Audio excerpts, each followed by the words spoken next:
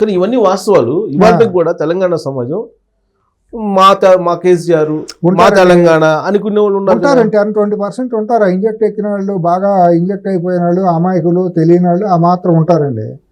తెలిసిన వాళ్ళు విఘ్నులు అవకాశం లేక మాట్లాడితే ఏమైపోతుందో మనకి ఎందుకు లేని పెన్షన్లు రావు, లేకపోతే ఏదన్నా ధరణిలో మన పేరు ఎక్కదు, దేవుని రికార్డులో మన రికార్డులు ట్యాంపర్ చేస్తారు, మనం ఎందుకులే చిన్నపాటి బతుకులు మన నోరెత్తొద్దులని భయభ్రాంతులకు గురైపోయి స్వేచ్ఛ కోల్పోయి స్వాతంత్రం కోల్పోయిన వాళ్ళు 80% నుండి ఏం మాట్లాడలేకుండా ఉన్నారు. ఇదేంటి అనేది మనం చూపించారు కదా మెజారిటీల్లో. కాంగ్రెస్ పార్టీకి డబ్బు ఏమైనా ఉందండి? ఎలక్షన్ చేసే డబ్బు ఏమన్నా ఎక్కడ ఉందా? దేశంలో లేదా రాష్ట్రం నుంచి ఎక్కడ డబ్బులు వచ్చే అవకాశం ఉందా? ఏ డబ్బు ఇస్తే లక్ష మెజారిటీ ఇచ్చారండి రూరల్ ఏరియాస్లో. ఆ మెజారిటీలు చూస్తే కళ్ళు చేతిరే మెజారిటీలు కాదు. కానీ ఇప్పుడు మీరు చెప్పిన దాని ప్రకారం విధ్వంసం బాగా భారీ స్థాయిలో జరిగింది. ఒక్క పైసా కూడా ముట్టలేదు. అందుకే నేను ఆత్మవిశ్వాసంతో చెప్తున్నాను, ఇంటర్వ్యూ కూడా వేయలేడు రేవంత్ రెడ్డి అంటాడు. అసలు ఆ భాషలోనే అతను దిగజాడుతాను ఉంది. ఇంటర్వ్యూ వేయకటం అది ఇది అని మాట్లాడు. ఒక ముఖ్యమంత్రికి ఇచ్చే గౌరవం కూడా లేకపోతే ఆ సంస్కారం ఏంటో తెలియదు. అమెరికా నుంచి వెళ్ళాను, అమెరికా వెళ్ళినడల్లా గొప్పవాడేం కాదులేండి, కానీ అమెరికా వెళ్ళటం అన్నీ వెళ్తాయి. దానికే ఉంది. మా ఊరు నుంచి 10 మంది ఆడవాళ్ళు వెళ్ళారు ఆయాలుగా అక్కడికి. ఏముంది అమెరికా వెళ్ళటం, అమెరికా వెళ్ళినట్లు గొప్ప ఏంటి సింగనాథం అవన్నీ. దుబాయ్ వెళ్ళినల్లో ఏముంది, బతుకు తిరుగుతూ వెళ్తూ ఉంటారు. అవన్నీ కాదు, కానీ అతని సంస్కారం, వాళ్ళ కుటుంబ సంస్కారం వాళ్ళ భాషలోనే తెలిసిపోతుందండి.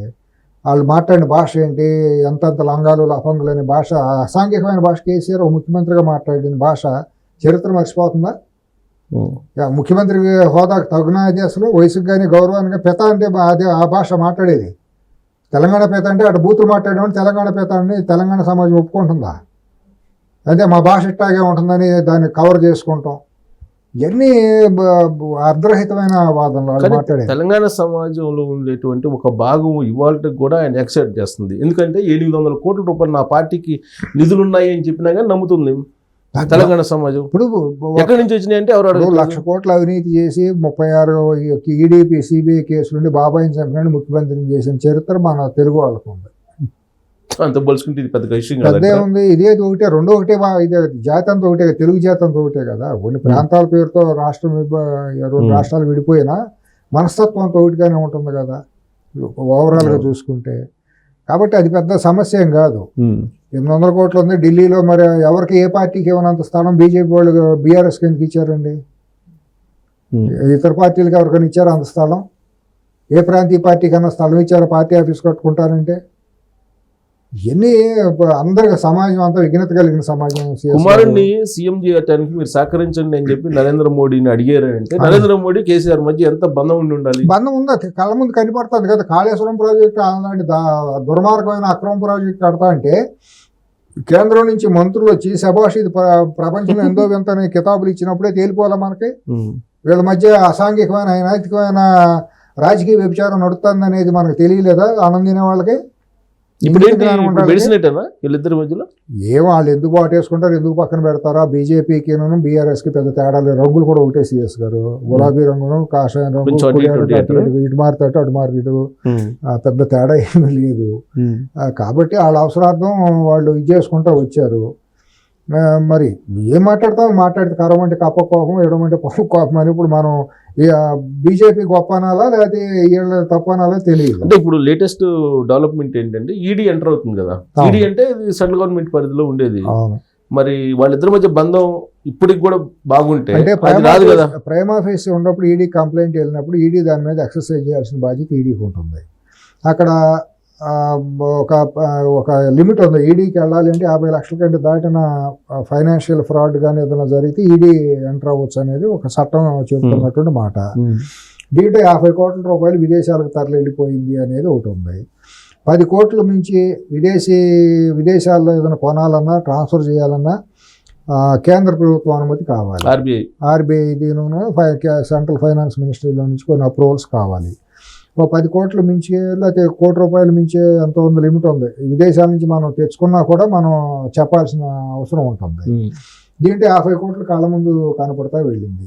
ఇది కాక రేపు మాపో ధరణి పేరుతో కూడా రాబోతుంది. ధరణి పేరుతో కూడా వేసిన టెండర్లో ఒక కంపెనీ వేస్తే అక్కడ ఆపరేషన్ చేసిన వేరే కంపెనీలు అయితే వెళ్ళిన నిధులన్నీ కూడా వర్జిన్ ఐలాండ్స్కిను బ్రిటిష్ ఐలాండ్స్కి తరలి వెళ్ళిపోయినాయి సూట్ కేస్ కంపెనీల పేరుతో అనేది కొత్తగా వస్తున్నటువంటి ఒక సమాచారం, బలమైన సమాచారం. ఇవాళ ముఖ్యమంత్రి రేవంత్ రెడ్డి గారు కూడా అసెంబ్లీలోనే అవన్నీ మాట్లాడారు. అది కూడా రేపు మాపో మెడకు బిగుసుకుపోతుంది. అది ఇంకా బలమైన కేసు అవుతుంది. మోడీ గారు కాదు కదా, ఎవరో కూడా దాన్ని కాపాడటానికి వీలు లేకుండా అయిపోతుంది. ఎందుకంటే జాతీయ స్థాయిలో మోడీ గారు కూడా సమాధానం చెప్పు తీరాలి. ఎట్లా కాపాడుతాడు ఆయన? కాపాడలేడు అనే అనుమానం ఉంటే ఇంటర్ కూడా బీకలేడు అని చెప్పి రేవంత్ రెడ్డి లేకపోతే గాంభీర్యం అన్నిటికీ తెగిచ్చేసినాక ఏదో ఒకటి మాట్లాడాలి. ఇప్పుడు ఆ భాషలోనే తెలిసిపోతుంది అతని పతనావస్థ ఏ రకంగా ఉంది అనేది. సభ్యతా సంస్కారం లేకపోతే నేను చేయలేదు అనే విశ్వాసం ఉండి కనీస సంస్కారం ఉంటే ఆ భాష అట్లా మాట్లాడు. అసలు ఫార్ములా ఈ రేసే జరగనప్పుడు అవినీతి ఎక్కడ ఉంది అంటాడు ఆయన. ఇది జరగకపోతే మరి అక్కడ చుట్టూ కచ్చిలు కొట్టి సినిమా వాళ్ళని తీసుకెళ్ళి అక్కడ మొత్తం నాటకాలు ఎట్లా వేయించాడు. ఆహా ఓహో అని చెప్పి 23లో 2 ఏళ్ళు వరుసనే జరిగింది కదా. 23లో జరిగింది, 22లో ఫస్ట్ ఒప్పందం, అవును 23 తర్వాత రద్దు చేసుకున్నారు వాళ్ళు వచ్చిన వాళ్ళు, 24లో జరపలేదు. ఎలక్షన్ వచ్చేసింది, ఎలక్షన్ వచ్చింది జరపలేదు. అదే జరపలేదు కదా, జరపని దానికి ఎందుకు ఇప్పుడు 24 దానికి డబ్బులు ఇచ్చింది ఆయన. అవును జరపని దానికి డబ్బులు ఎట్లా ఇస్తావు? జరపకపోతే డబ్బులు కాదు, దానికి చట్టపరదే నువ్వు ఇవ్వు. రేసులు జరగకపోయినా నువ్వు పంపించింది చట్టపరంగా జరుగుంటే వీళ్ళకి కేసు పెట్టే అవకాశం లేదు. నువ్వు పంపించింది చట్ట వ్యతిరేకమైన ట్రాన్స్ఫర్ చేస్తున్నాడు. అసలు ఈ రేసులో జరగలేదు కదా, అవినీతి అక్కడ ఉంటుంది అంటాడు. జరగకపోయినా జరగటానికి నువ్వు కావాల్సిన ప్రాథమికమైన డబ్బులు పంపించావా లేదా? అది పంపించాడు అని చెప్పేసి ఆర్బీఐ తెలిసింది. ఇంకా నీ మాటలో లాజిక్ ఎక్కడ ఉంది? ఏదో చెట్టు ఎత్తికెక్కావంటే దూడ మేత కోసం అన్నట్టు నువ్వు ఏదో సమర్థించుకుంటాం తప్పించి ఇవాళ కోర్టులో ఆ లాయర్ కూడా అటువంటి అసందర్భమైన ఆర్గ్యుమెంటే చేశాడు, నవ్వుతారని కూడా లేకుండా. ఎఫ్ఐఆర్లో పేరు ఎక్కడ ఉందా అన్నాడు. ఎఫ్ఐఆర్లో A1 గానే పేరు ఉంది, కేటీ రామారావు పేరు. తర్వాత దాంట్లో కంప్లైంట్లు ఎక్కడ ఉందా అన్నాడు. కంప్లైంట్లో దెన్ మినిస్టర్ అని ఉంది. దెన్ మినిస్టర్ అంటే ఎవరు? 2022, 2023 దెన్ మినిస్టర్ శాంక్షన్ది అని చెప్పి అతను IAS దానకిషోర్ ఎవరో ఇచ్చారు. ఆ మినిస్టర్ అంటే ఇతనే కదా ఉంది, అరవింద్.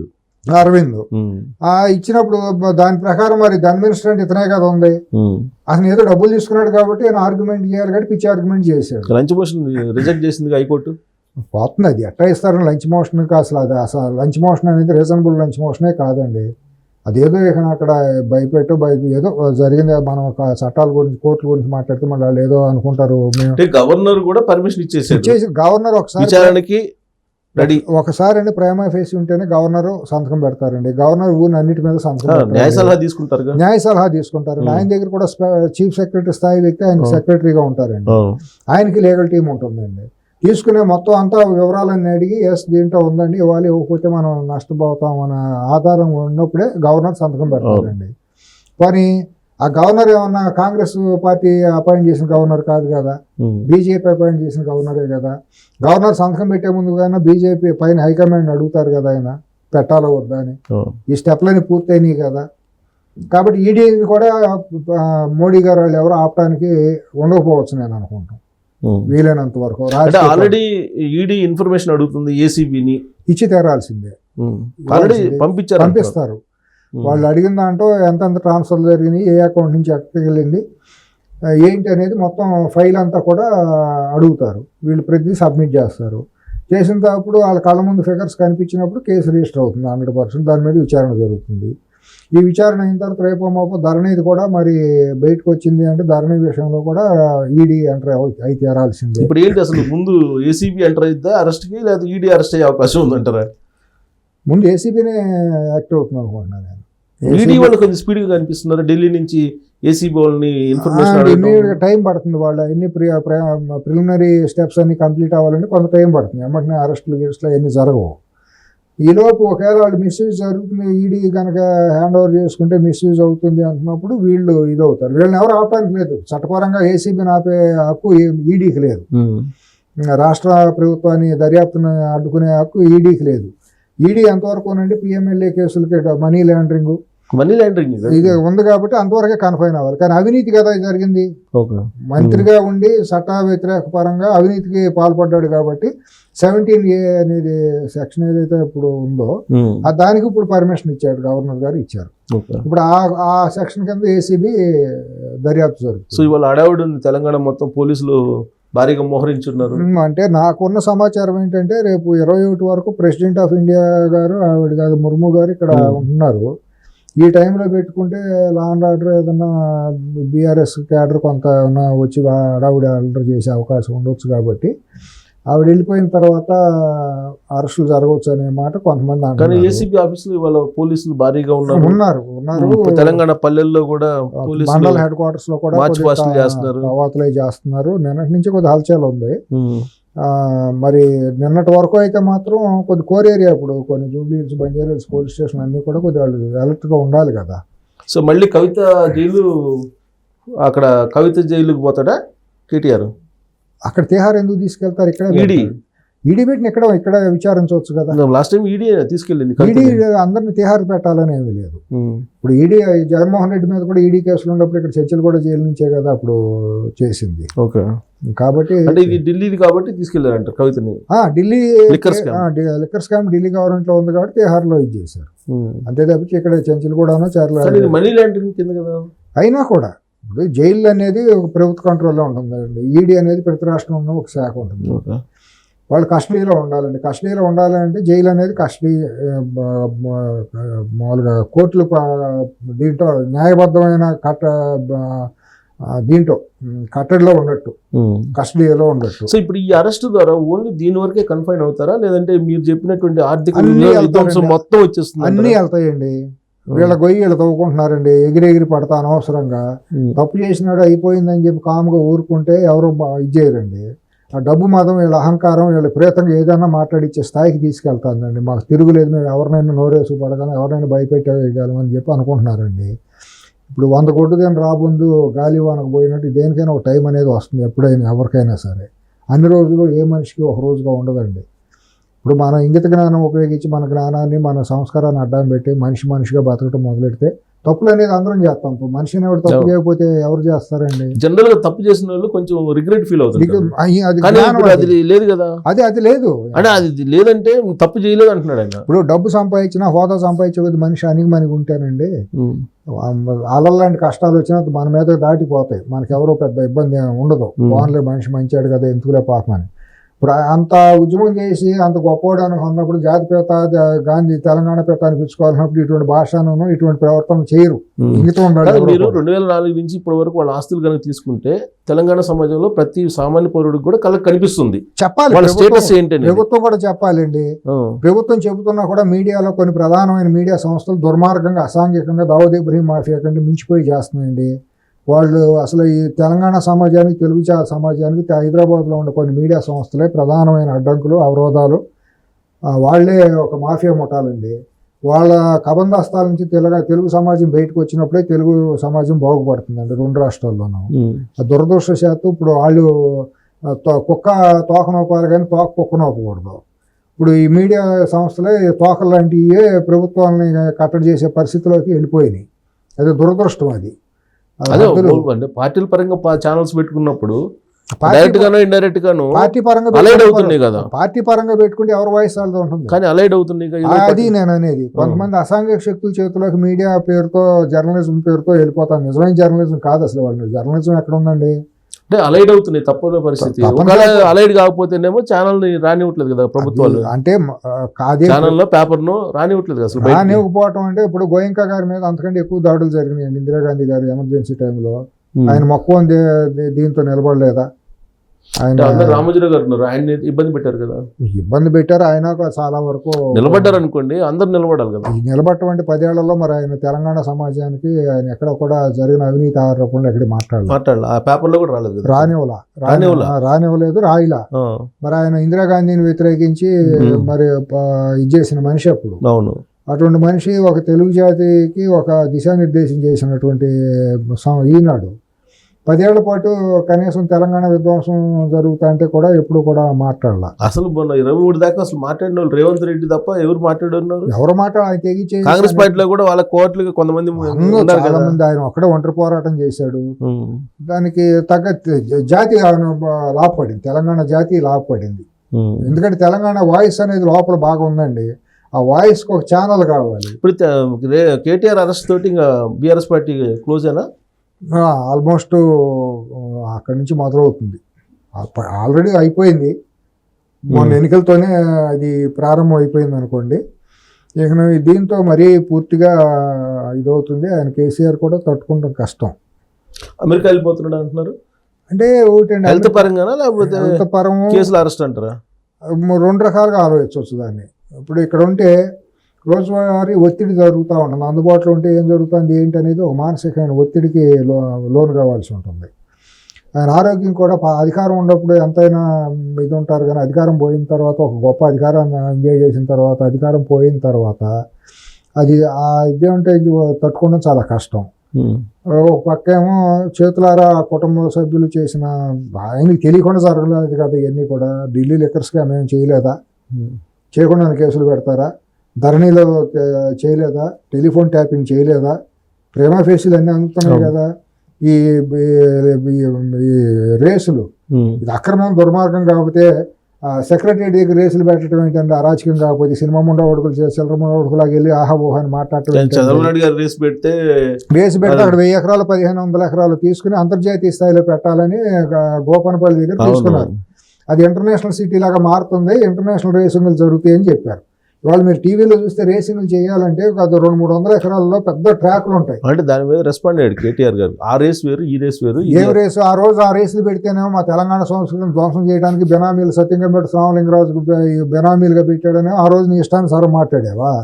ఆ రోజు మాట్లాడిందేమో నీ ఇష్టానుసారం మాట్లాడి వాడు మాట్లాడి నీ సమర్థింపు కోసం, మీరు చేసిన దుర్మార్గాన్ని సమర్థించుకోవడం కోసం పిచ్చి పిచ్చిగా వాడు మాట్లాడతారు. ఎలక్ట్రిక్ వాహనాలని ప్రమోట్ చేయడానికి పెట్టావు. నీ కొడుకు అడిగాడు కాబట్టి టీవీలో రేసులు పెట్టమన్నాడు కాబట్టి ఒళ్ళు బలిసింది కాబట్టి నువ్వు అక్కడ రేసులు పెట్టావు. జనజీవన స్రవంతి రోజువారీ ప్రజలకి ఉపయోగపడే మార్గాల్లో దారి మళ్ళీ చేసి అక్కడ ఎవడన్నా పెడతాడండి? ఏమైనా ఎంటర్టైన్మెంట్ ఉందా? గ్యాలరీలు ఎవరన్నా కూర్చుంటారా? మనుషులు గ్యాలరీలో కూర్చున్న రేసులు తొలగించే అవకాశం ఉందా? నీకు కావాల్సిన జూబ్లీ హిల్స్, బంజారా హిల్స్లో నీ కుటుంబ సభ్యులు, నీ బంధువులు, నీ స్నేహితులకి, నీ సినిమా వాళ్ళు, నీ చెంచాలు, నీ డ్రగ్ డీలర్స్ వీళ్ళందరికీ అక్కడ అవకాశం ఇస్తావా? ప్రజలకి ఒక సామాన్యుడు అక్కడ చూసి తిలకించాడండి ఆ రేసుల్ని? సామాన్యుడు ఎవడన్నా హైదరాబాద్ నగర పౌరుడు ఎవడన్నా చూసి తిలకించాడా? తెలంగాణ పౌరుడు ఎవడన్నా సామాన్యుడు వెళ్ళి తిలకించాడా అక్కడ? నీ సినిమా వాళ్ళకి, నీ పక్కన గానా బజానా వాళ్ళకి తప్పించి ఎవరికి ఇచ్చావు అక్కడ అవకాశం? రేవంత్ రెడ్డి గారు ఎందుకు పదే రకుల్ రావు అంటుంటాడు కేటీఆర్? ఆ స్థాయిలో మనం మాట్లాడితే బాగా దాని వెనక డ్రగ్స్ వ్యవహారం ఉంది. తెలుగు సినిమా పరిశ్రమలో డ్రగ్ అనేది భూతం అనేది అందరికీ తెలిసిపోయిందండి. ఆ కేసు ఏమైపోయింది వాళ్ళకి? ఇవాళ హైదరాబాద్లో టానిక్ లాంటి లిక్కర్ షాపులు పెట్టింది ఎవరు? జూబ్లీ హిల్స్ ప్రాంతాల్లో కోర్ ఏరియాలో జనసాంద్రత, జన నివాసులు కాపురాలు చేసుకునే ప్రాంతంలో పబ్బులు పెట్టింది. పబ్బుల్లో వాటాలు ఎవరయ్యి? సినిమా వాళ్ళేగా. టచ్ అని అదే అని రకాల పేర్లతో దాంట్లో కూడా కేటీఆర్ గారు అందరూ ఆ కుటుంబం అనుమానం ఏముంది? మొత్తం అందరికీ తెలుసు. సినిమా వాళ్ళు కలిసే పెట్టారు, పొలిటికల్ సినిమా కలిపే పెట్టారు పబ్బులను. ఆ పబ్బుల్లో జరిగిన దుర్మార్గాలు ఏంటి? హైదరాబాద్ పబ్బుల్లో జరిగింది ఏంటి? డ్రగ్ డీలర్స్ కదా, డ్రగ్ పెడ్లర్స్ ఇక చేతుల్లో లేవా? నేను వాళ్ళకి మరి నువ్వెందుకు కాపాడావు? నువ్వు అంత తెలంగాణ సమాజం కోసం పెతవైనప్పుడు మీ తెలంగాణ సమాజానికి నీ మూలాన అంత గొప్ప జరిగినట్టు మీ కుటుంబం మూలాన మీ కళ్ళకు కనపడలేదు హైదరాబాద్లో జరిగే డ్రగ్ వ్యాపారాలు? డ్రగ్స్ ఎవరు వాడుతున్నారో తెలియదా? సినిమా స్టార్లకు మరి అన్నిసార్లు నువ్వు టెస్ట్ చేసావు, ఎట్ట వదిలేసావు? ఆ కేసులు ఏమైనాయి? వాళ్ళ మీదకి ఎందుకు దర్యాప్తు ముందుకెళ్ళలేదు? ఎందుకంటే 2018 మళ్ళీ రెండోసారి గెలిచిన తర్వాత ఆ కేసును క్లోజ్ చేసేసారు. అదే మరి అది హైకోర్టు అడిగింది. ఇవాళ రేవంత్ రెడ్డి గారి మీద ప్రధానమైన బాధ్యత అది ఉంది. సినిమా వాళ్ళు ఎవరెవరైతే డ్రగ్ మీద ఆరోపణలు ఉన్నాయో దాన్ని మళ్ళీ ఆ ఫైల్ బయట బయటికి తీయాలి. లేదంట కదా ఫైల్, ఎక్కడ పోతుంది? కాలిపోయిందని చెప్తున్నారంట. హైకోర్టు అడిగింది కదా, హైకోర్టు అడిగితే లేవని చెప్తున్నారు. మళ్ళీ మొదలెడితే అక్కడ డ్రగ్ అలవాటు పడినాడు, ఎక్కడికి పోవడం మిస్ అయిందని చెప్తున్నారు. ఫైల్ డ్రగ్ అలవాటు గుర్తుందా లేదా? హైకోర్టు ఆ రోజున కేసీఆర్ ప్రభుత్వం నిలదీసింది. మరి ఏది ఆ డ్రగ్స్ కి సంబంధించిన కేసు ఫైల్స్ ఇవ్వమంటే మిస్ అయిపోయి కాలిపోయినాయి. ఎందుకంటే దుర్మార్గం ఏముంది మరి? వాళ్ళ నీతి నిజాయితీ అక్కడే బయటపడుతుంది కదా. హైదరాబాద్ జూబ్లీ హిల్స్, మాదాపూర్, గచ్చిబౌలి ప్రాంతాల్లో పబ్బులన్నీ కూడా వాళ్ళ కుటుంబం గుప్పిట్లోనే ఉన్నాయి స్టిల్. 100% స్టిల్. అంటే ఇప్పుడు మరి బయటికి ఎగ్జిట్ అయ్యారో లేదో నాకు తెలియదు. ఆంధ్ర ప్రాంతానికి చెందిన పొలిటీషియన్స్ కుటుంబాలు, సినిమా హీరోలు మొన్న అరెస్ట్ అయ్యి రాత్రి జైల్లో ఉన్న హీరో కూడా చాలా గొప్ప ఫేమస్ క్లబ్ ఉంది రోడ్ నెంబర్ 36లో. అది అందరికీ తెలిసిందే. రాత్రి 2 అయితే పబ్బుల దగ్గర బయట కారులో జరిగే విశృంఖలత్వం ఏంటో మనం కళ్ళతో చూడలేము అసలు. బౌన్సర్లు, టాయిలెట్లో జరిగే ఘోరాలు ఇవన్నీ కూడా అసలు ఎవరో కూడా సభ్య సమాజం తలెత్తుకుని మనిషి అనేవాడు కొద్దిగా సిగ్గు ఎక్కువ ఉండాలి ఎవరు కూడా ఆ ప్రాంతంలో ఆ టైంలో 12-2 ఆ టైంలో తలెత్తి మనం చూడలేము సిఎస్ గారు ఆ దృశ్యాలని. అది తెలంగాణ కల్చర్ అని చెప్పి కేటీఆర్ చెప్తారు. డ్రగ్స్ లో ఊగిపోవటం, ఆడాళ్ళు వేసే డ్రస్సులు, అట్లాగే ఒకడు మొగాడు ఒకటే వెళ్తే కుదరదు, జంట ఉండాలి కంపల్సరీ. ఆడది ఒకటే వెళ్తే కుదరదు, దానికి తోడు మొగాడు ఉండాలి. అక్కడ మళ్ళీ పేరింగ్ చేసే ఏజెన్సీలు కొన్ని ఉంటాయి, వాళ్ళిద్దరిని కలిపేసేసి మాకింత అని చెప్పి ఇంత విశృంఖలకు దుర్మార్గంగా హైదరాబాద్ సమాజాన్ని విధ్వంసం చేసేసారు ఈ నైతికంగా. అంటే సినిమా వాళ్ళు చేశారంటారా? సినిమా వాళ్ళు కేటీఆర్ వాళ్ళకి తెలియదా? పాలకులు వాళ్ళే కదా, 10 ఏళ్ళు ఉంది. నీ దగ్గర మున్సిపల్ అడ్మినిస్ట్రేషన్ మినిస్ట్రీ ఉంది, నీ తండ్రిగా ముఖ్యమంత్రి, మీకు తెలియదా? పోలీసింగ్ నీ చేతిలోనే ఉందిగా. డ్రగ్ పెల్లర్ మీద మీరు తీసుకున్న చర్యలు ఏంటి? ఎంతమంది మీద నువ్వు సెక్స్లు వేసావు? ఇవాళ సినిమా ఇండస్ట్రీలో ఎంతమంది డ్రగ్ బానిసలు అయ్యారు? సినిమా హీరోలు ఎంతమంది డ్రగ్ బానిసలు అయ్యారు? వాళ్ళ మీద తీసిన రిపోర్ట్లు ఏమైనాయి? వాళ్ళ నుంచి రక్త నమూనాలు సేకరించారు కదా, అవన్నీ ఏమైనాయి? ఇవాళ దానికి అది ఆ నైతికమైన బంధమే కదా మీకు సినిమా వాళ్ళకి మీకు ఉంది 10 ఏళ్ళ నుంచి.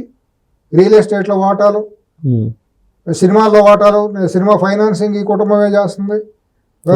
ఈ సినిమా వాళ్ళు ఒక సినిమా తీయాలంటే, పెద్ద సినిమా తీయాలంటే అక్కడికి వెళ్ళి మేడం గారి పర్మిషన్ తెచ్చుకోవాలి. డిస్ట్రిబ్యూషన్ జరగాలంటే మేడం గారి పర్మిషన్ ఉండాలి. కవిత గారు అందరికీ తెలుసు ఇది.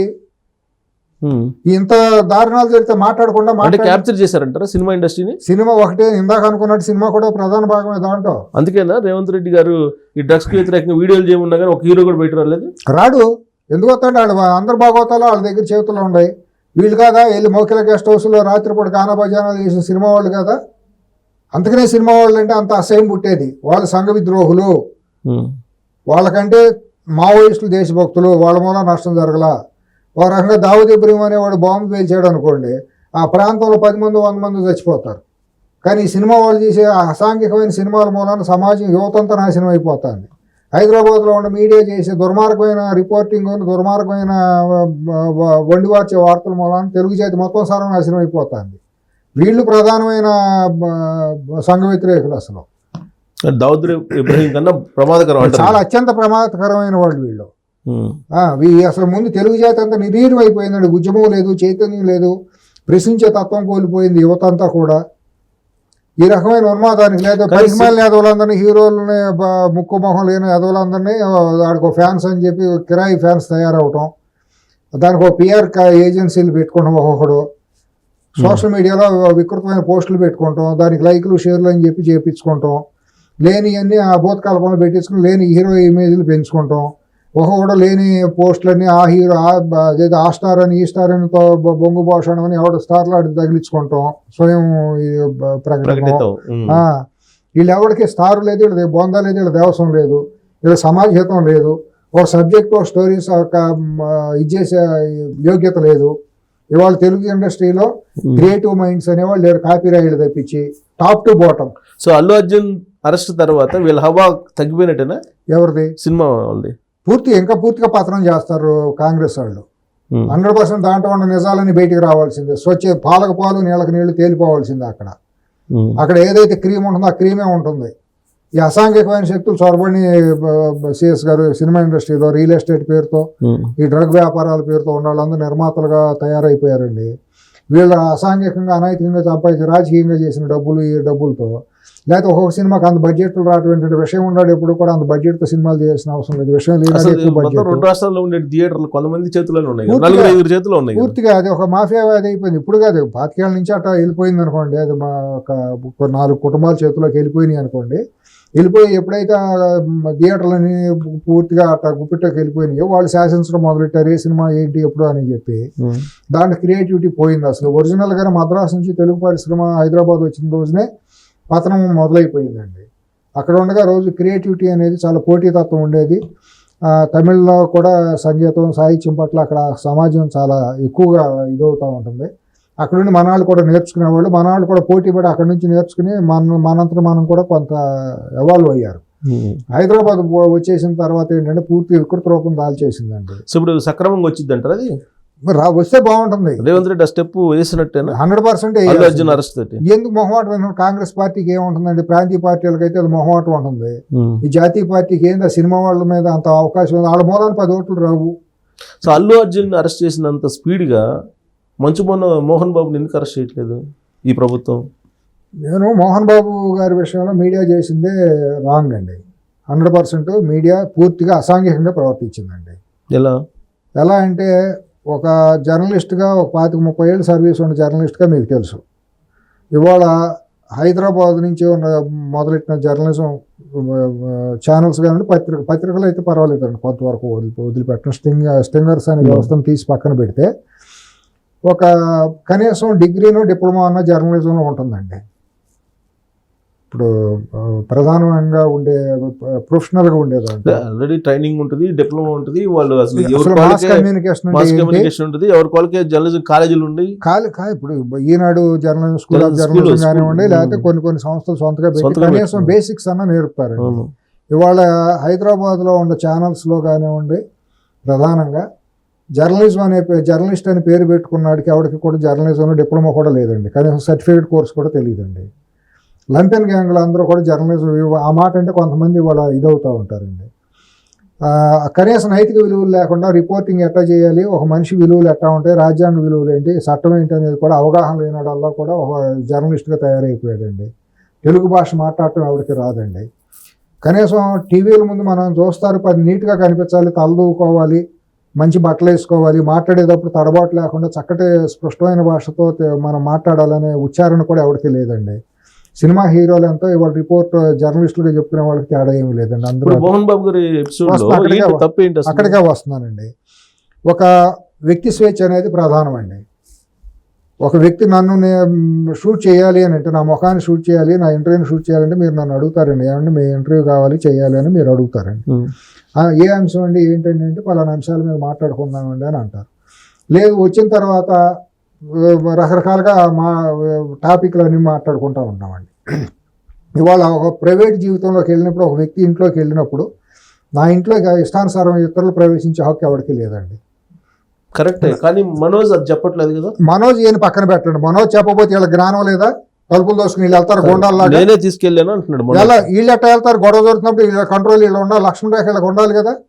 ఆల్రెడీ పోలీస్ కేసు పెట్టున్నాడు. మనం పెట్టుంటే మాత్రం నువ్వు కెమెరాలు బొజాని వేసుకుని వెళ్ళిపోయి ఇంట్లో జరిగినంత కంతలో నుంచి కెమెరాలు పెట్టి తీస్తావా? పోలీసులు ఎంటర్ అయ్యారు. పోలీసులు అంటే కొట్టుకుంటారండి, ఇంగిత జ్ఞానం ఉండాలి కదా. ఇదేం చదువుకున్నాడు జర్నలిస్ట్ అనేవాడు కాదు.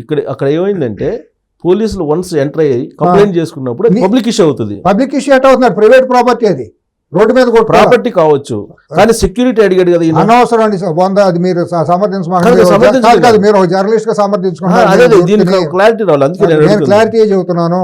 నా ఇంట్లోకి వచ్చే హక్కు నేను పిలిస్తేనే మీరు రావచ్చు, నా ఇంట్లోకి రారు, జనరల్ గా రారు.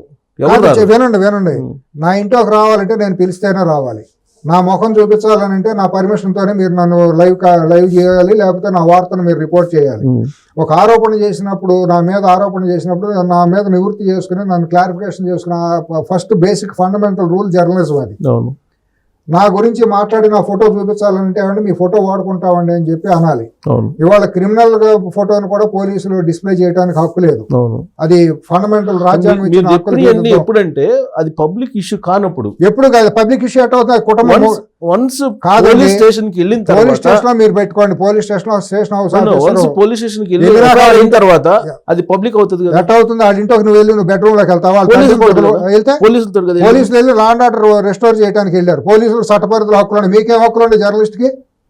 పోలీసులు వెళ్ళినప్పుడు ఉంది కదా, ఎవరు కదా, పోలీసులకే ఉంటుంది. ఇప్పుడు మోహన్ బాబు గారు సెక్యూరిటీ కావాలని అడిగారు. మోహన్ బాబు గారా లేకపోతే మనోజ్ వ్యక్తులండి. ఇక్కడ ఒక వ్యక్తి బెడ్రూమ్ లోకి ప్రైవేట్ ఇంట్లోకి వెళ్ళే హక్కు జర్నలిస్ట్ కి లేదండి. మనోజ్ నేను తీసుకెళ్ళానని చెప్తున్నాడు కదా. లేదండి, తీసుకెళ్ళిన మోహన్ బాబు వద్దన్నాడు, నా ఇంటికి నువ్వేడో రావడానికి అన్నాడు.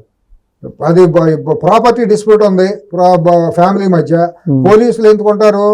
సమాజంలో శాంతి భద్రతను కాపాడుతానుకుంటారు, కానీ లంపెన్ గ్యాంగులను ఎమటేసుకుని లంపెన్ గ్యాంగులు అంటే జర్నలిస్టులు అనేవాడిని అడ్వైన వాడిని తీసుకెళ్ళిపోయి మీరు కెమెరాలు పెట్టండి, 3 పిల్లలు పడుకుంటే కూడా షూట్ చేసేసి మీరు లైవ్ కాస్ట్ పెట్టండి అని ఎవడో చెప్పడండి. మసాజ్ సెంటర్లోకి వెళ్ళి ఇది ఎవరికి ఇచ్చాడండి జర్నలిస్ట్కి? మసాజ్ సెంటర్ లైవ్లు పెట్టండి, ఛానల్స్ అదే జర్నల్ రేటింగ్ల కోసం మసాజ్ సెంటర్లో వెబ్సైట్ పంపుల్లో మీరు లైవ్లు పెట్టేది వార్తలుగా మాట్లాడతారా? అవి వార్తలు అవుతాయా? ప్రజాహితం కోసం ఏం లేవండి. ఒక రియల్ ఎస్టేట్ అక్రమంగా బిల్డింగ్ కడితే వాడి దగ్గరికి ఎక్స్ట్రాక్షన్ చేస్తారా? లేఅవుట్లు అయితే, చెరువుల్లో లేఅవుట్లు అయితే డబ్బులు తీసుకుని మీరు ఆ వార్తలు చేస్తామని చెప్పి బెదిరించి డబ్బులు వసూలు చేస్తారా? ఇవన్నీ బయట జనాలకు తెలియదా? ఇప్పుడు ఇవాళ చెబుతాయనండి, సిఎస్ గారు వచ్చింది గారు మాట్లాడుతున్నాను. ఇవాళ ప్రధానంగా గొప్ప సినిమా కనుక ఒకటి నిర్మితే జర్నలిస్ట్ అనేవాడిని విలన్గా చేసి, లేకపోతే ఒక మీడియా సంస్థను కనుక విలన్గా చేసి కనుక, ఓ ప్రకాష్ రాజ్ లాంటి వ్యక్తిని కనుక ఒక మీడియా సంస్థ యజమానిగా పెట్టి కనుక సినిమా తీస్తే అది సిల్వర్ జూబ్లీలో ఏం జూబ్లీలో అవుతాయో తెలియదండి. ఆస్కార్ లెవెల్లో చేస్తారు. చాలా తీశారు సినిమా, చేయలా రమ్మతో రాంబాబు ఇది తీశారు కదా. అవన్నీ డబ్బా సినిమాలు అవి కాదండి. చక్కటి క్రియేటివ్ డైరెక్టర్ ఉండి కనుక ప్రధానమైన పాత్రను మీడియాను కనుక విలన్గా చేసి పెడితే ఇవాళ భారతదేశంలోనే బాహుబలి ఇవన్నీ ఏమి చాలు కాదు. ఇక్కడ ఇప్పుడు మీడియా అంత అసాంఘికమైన ప్రవర్తన మీడియా ముసుగులో 20 సంవత్సరాలుగా జరుగుతున్న విశృంఖలత్వం, అది జర్నలిజం కాదు. నేను మళ్ళీ చెప్తున్నాను, మోహన్ బాబు గారిని సమర్థించడం కొట్టిన దాన్ని ఇచ్చేయట్లా. ఆయన అడగందా మూత్ర మొహం మైకి పెట్టే హక్కు ఎవడిచ్చాడండి అడిగి? ఇప్పుడు ఏమంటారండి అంటే తండ్రి కొట్టుకుని వాళ్ళు కాలు ఉంటాయంటే అసహ్యంకి వెళ్ళిపోయి మొహంలో మైకి పెడతాడు, కొట్టుకుంటాడండి, ముద్దు పెట్టుకుంటాడా? కొట్టడం కరెక్ట్ అంటారా? 100% కూడా ముద్దు పెట్టుకుంటాడండి. లేకపోతే ఎందుకు వచ్చిందండి ప్రజల్లో మీకు సానుభూతి ఎందుకు కోల్పోయారండి మీడియాకి? ఈ అసాంఘికమైన పనులు చేయబట్టే.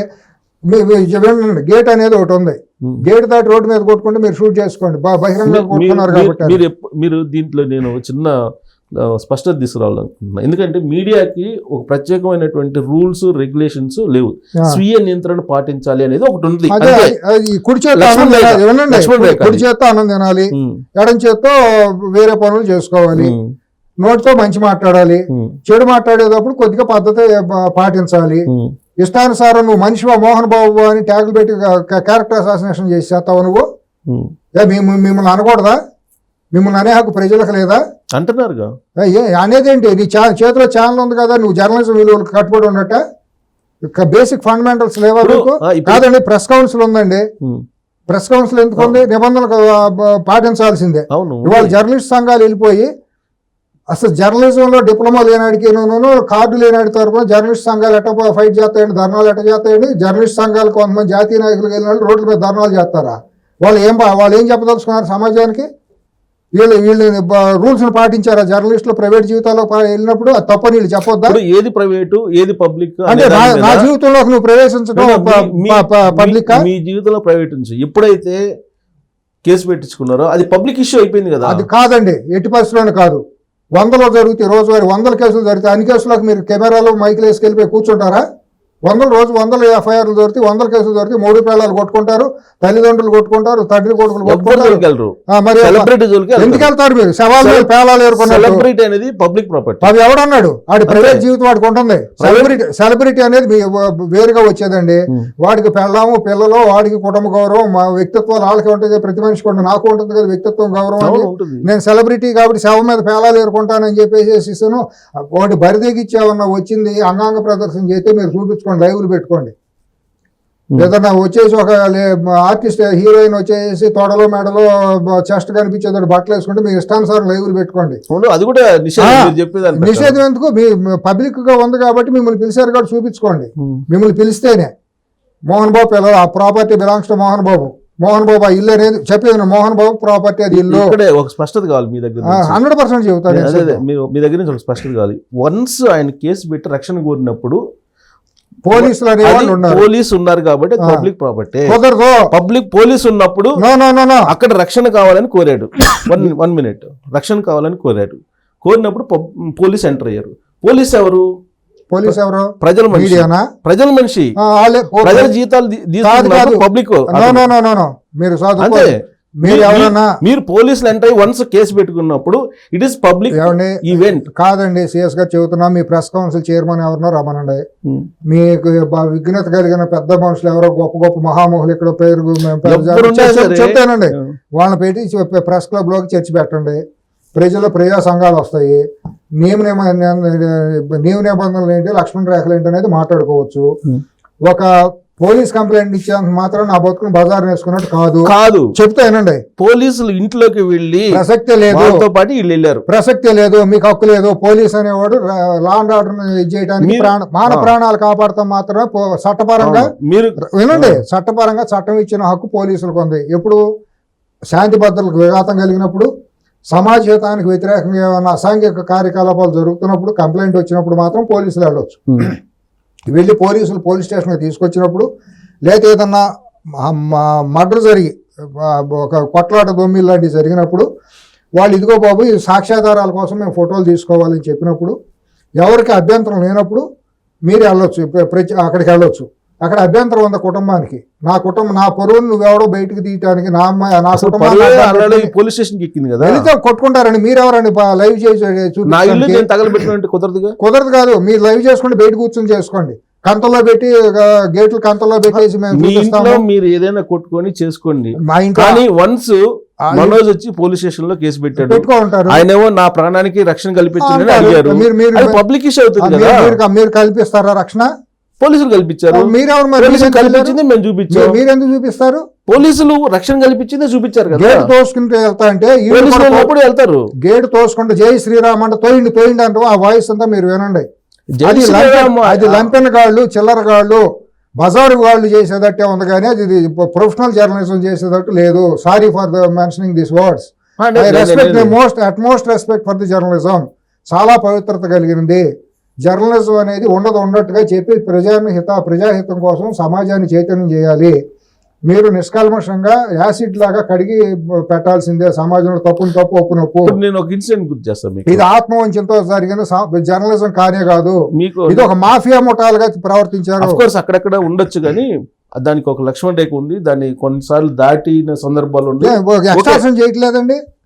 బిల్డర్ల దగ్గరికి వెళ్ళి డబ్బులు వసూలు చేయట్లా, రియల్ ఎస్టేట్ వసూలు చేయట్లా కాదండి. ప్రాస్టిట్యూషన్ హౌస్లు నిర్వహించే వాళ్ళ దగ్గరికి వెళ్ళి వసూలు చేయలేదా? కెమెరాలు పెట్టి కారులో రొమాన్స్ చేసి బ్లాక్మెయిల్ చేయలేదా? ఒక ఆడదే నాకు కాస్టింగ్ కౌచ్ అని బట్టలప్పు తీసుకుని అక్కడ కూర్చుని దాన్ని అడ్డం పెట్టి లైవ్ పెట్టి రేటింగ్లు పెంచుకునే ప్రయత్నం చేయలేదా?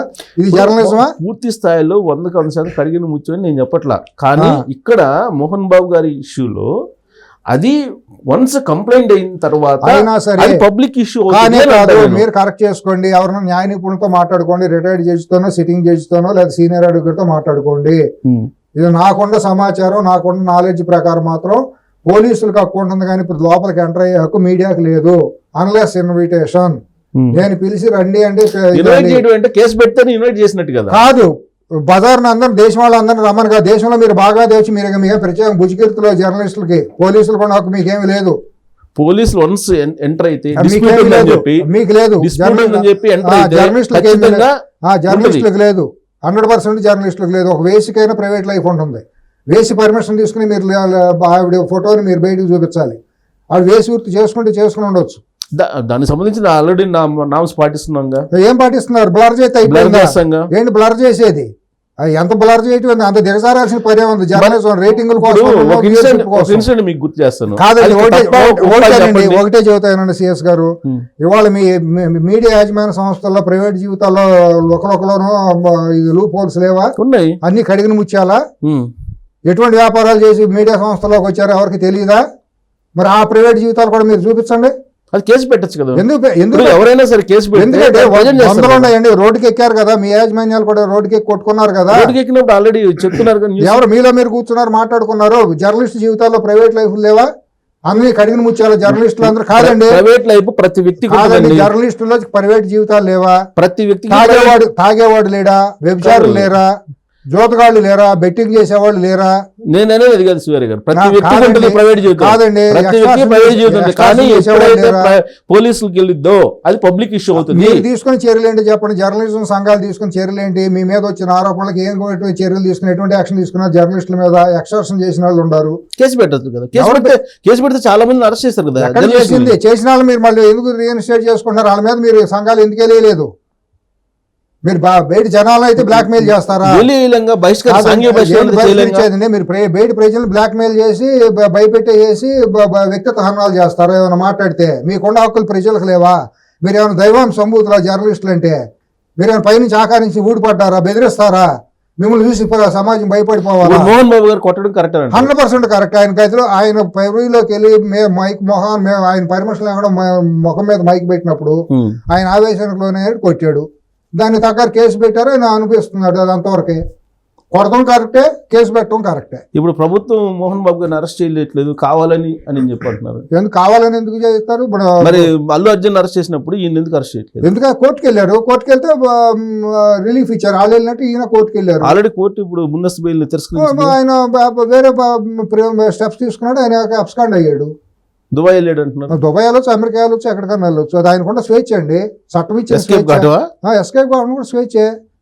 ఇప్పుడు ఆయన కేటీఆర్ వెళ్ళలేదా, కోర్టుకి వెళ్ళలేదా, ఆయనకుండే లిమిటేషన్స్ అన్ని ఆయన చూసుకుంటాడు, ఆయనకుండే మార్గాలన్నీ ఆయన ఎత్తుకుంటాడు ఎట్లా వెళ్ళాలని.